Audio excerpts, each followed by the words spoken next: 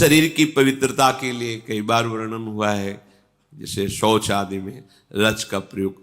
आप जैसे विरक्त हैं या गृहस्थ हैं, आपको मंत्र मिल गया है, तो अब ऐसे नहीं कि जहां मन आया खड़े लघु शंका कर दी, ऐसे चल दी।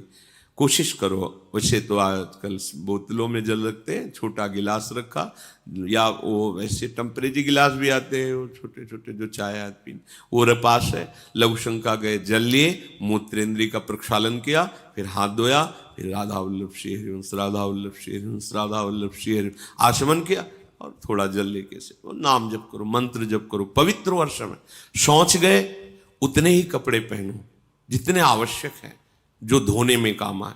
नहीं तो आजकल बाथरूम की व्यवस्था है, दरवाजा बंद, आप अगर बार बार कभी शौच लगे तो कमर से स्नान कर ले, यहां से हाथ धो लिए, और हर छिद्र में जल, आंख में कान में ऐसे जल ले करके, नाक में ऐसे, और कुल्ला करके पवित्र हुए, बाहर निकले, रज लगाया, तिलक लगाया, आप भगवत स्वरूप हैं, पवित्र हैं।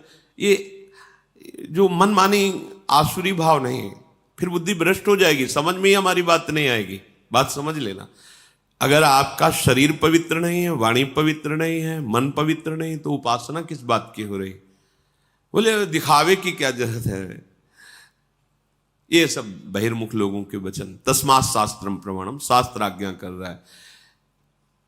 कई बार मन को समझाना पड़ता है। जैसे कोई आप प्रसाद दे दें, मुख में डाल लिया, और जहां मंत्र चलाने की कोशिश करो तो पहले अंदर से अभ्यास आता है, झूठा है, नहीं ये तो प्रसाद श्री जी का लिया है, ऐसा रज हर समय पास, जरा सा ऐसे, जरा सा एक कण भी दांत में लगा कि रज गई।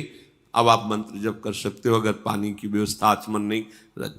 आपको ऐसा लगता है कि जल की व्यवस्था नहीं, तो आप कहा है, आप एक झोली रखिए जिसमें चरणामृत है, रज है, आप उपासक है, तो आप वो रज निकाले, जरा सा ऐसे कर लिया, और हाथ में हो गया, पवित्र हो गए आप।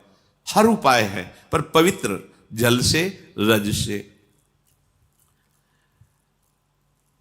वाक शौचम और कर्म शौचम, शरीर पवित्रता, अब कर्म पवित्रता, अब इसमें ज्यादा सावधानी की जरूरत है। हमारा कोई कर्म अपवित्र ना रहे।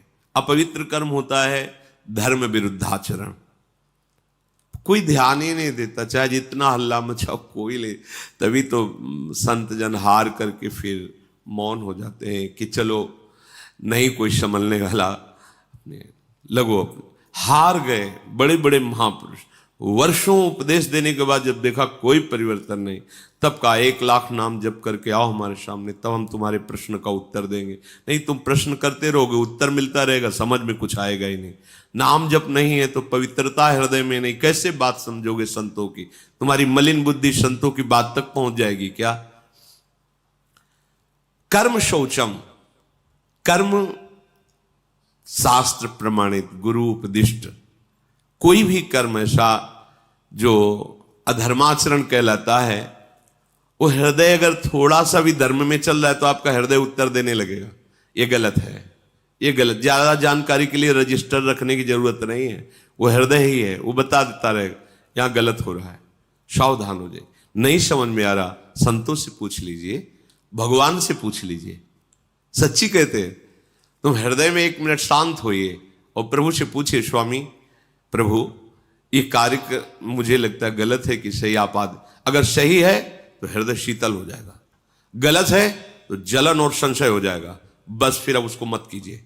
सही कार्य के लिए पहली पहचान है हृदय। मन की बात नहीं हम कह रहे हैं, हृदय में एक शीतलता आ जाएगी। एक जैसे आपका सही प्रश्न का उत्तर आपको समझ में आ गया तो एकदम हाँ, ऐसे ही हृदय में आ जाएगा, हाँ ठीक है कीजिए, उत्साह आ जाएगा। अगर उसका जलन होने लगे, संशय खड़ा हो जाए, निषेधात्मक अंदर से संकेत हो, बिल्कुल मत कीजिए। वैसे शास्त्र स्वाध्याय नित्य इसीलिए करना चाहिए कि हमें क्या करना है क्या नहीं करना है, इसकी जानकारी हमें शास्त्रों से मिलती है, संतों के वचनों से मिलती है, सत्संग से मिलती है।